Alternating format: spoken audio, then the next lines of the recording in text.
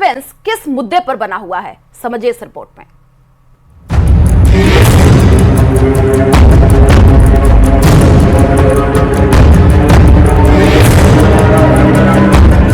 तीसरी बार बन रही मोदी सरकार को लेकर इस वक्त सबसे बड़े सवाल, किससे कितने मंत्रालय मिलेंगे, किससे कौन सा मंत्रालय मिलेगा।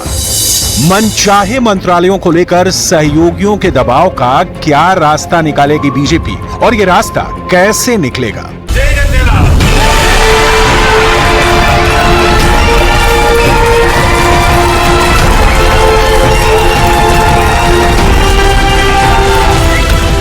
तीसरी बार बनने जा रही मोदी सरकार में बीजेपी के अलावा जो बड़े दल हैं उनमें खास हैं टीडीपी, जेडीयू, शिवसेना, शिंदे गुट और लोक जनशक्ति पार्टी रामविलास।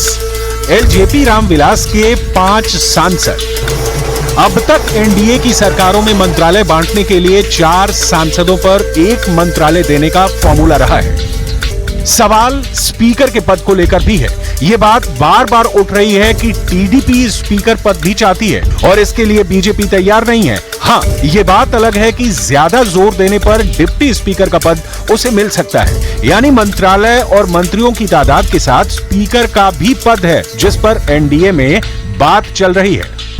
इसमें कोई शक नहीं कि किसी भी गठबंधन के घटक दल बड़े से बड़ा मंत्रालय चाहते हैं। ऐसे में ख्वाहिश टीडीपी और जेडीयू की भी है। वहीं कई और छोटे दल और निर्दलीय सांसद भी हैं जो इस सरकार में बहुमत जुटाने के लिए अहम भूमिका में हैं। हालांकि वाजपेयी सरकार के दौरान उद्योग, पेट्रोलियम, रसायन और उर्वरक कानून मंत्रालय, स्वास्थ्य, सड़क परिवहन, रेलवे, वाणिज्य और यहां तक कि रक्षा मंत्रालय भी सहयोगी दलों के पास रहा है। वहीं रेलवे जिस किसी भी सरकार में सहयोगियों के पास रहा, तब लोक लुभावन नीतियों के चलते उसका बंटाधार हुआ। बड़ी मुश्किल से उसे पटरी पर लाया जा रहा है। इंफ्रास्ट्रक्चर, गरीब कल्याण, युवा से जुड़े और कृषि मंत्रालय भी बीजेपी अपने पास ही रखना चाहेगी। ये पीएम मोदी की बताई गई 4 जातियों, गरीब, महिला, युवा और किसान के लिए योजनाओं को लागू करने के लिए अहम कड़ी बताई जा रही है। टीडीपी आंध्र प्रदेश में भी सरकार बना रही है और ऐसे में अब अमरावती में नई राजधानी बसाने के लिए विशेष पैकेज की मांग अहम हो सकती है। वैसे विशेष पैकेज का मुद्दा ऐसा है जो बिहार की डिमांड लिस्ट में भी हमेशा ऊपर रहा है।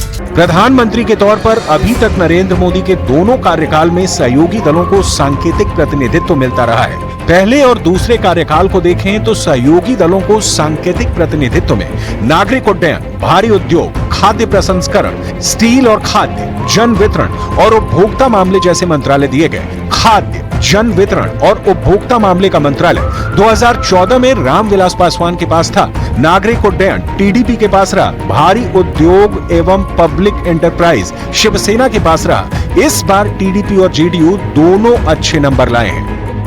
आंध्र प्रदेश में 16 सीट जीतने वाली टीडीपी के अध्यक्ष चंद्रबाबू नायडू और उनकी बाईं तरफ बैठे जेडीयू के अध्यक्ष और बिहार के सीएम नीतीश कुमार मजबूत स्थिति में है। जेडीयू ने इस बार बिहार में 12 सीटें जीती हैं। लेकिन जब हम एनडीए का हिस्सा हैं तो कुछ मंत्री पद हमारे हिस्से में आएंगे। ये प्रधानमंत्री और नीतीश कुमार जी के बीच में है। ना कोई बार्गेनिंग है, ना कोई डिमांड है, ना कोई नाराजगी है। हाँ, विशेष राज्य का दर्जा बिहार को मिले, ये हमारी इच्छा है। जेडीयू ने 2019 में संख्या के हिसाब से मंत्रिमंडल में जगह की मांग की थी और ऐसा ना होने पर सरकार में शामिल नहीं हुई थी। और अब बदली परिस्थितियों में बीजेपी को संख्या के हिसाब से ही मंत्री बनाने होंगे या फिर बिहार राज्य में उसकी डिमांड अहम हो जाएगी। जाहिर है कि गठबंधन के खेल में अब बीजेपी को सहयोगियों की कुछ मांगे माननी पड़ेंगी और बात जब राज्य को विशेष दर्जे की होगी तो मोदी सरकार को इस बारे में कोई भी फैसला बिहार और आंध्र प्रदेश दोनों राज्यों के लिए बराबरी के पैमाने पर लिया जाएगा। किसकी क्या डिमांड है, किसकी क्या ख्वाहिश है, एनडीए में हर बात पर अंदरूनी तौर पर मुहर 7 जून को ही लगेगी, जब एनडीए के सांसदों की बैठक होगी और फिर राष्ट्रपति को सरकार बनाने का दावा पेश किया जाएगा।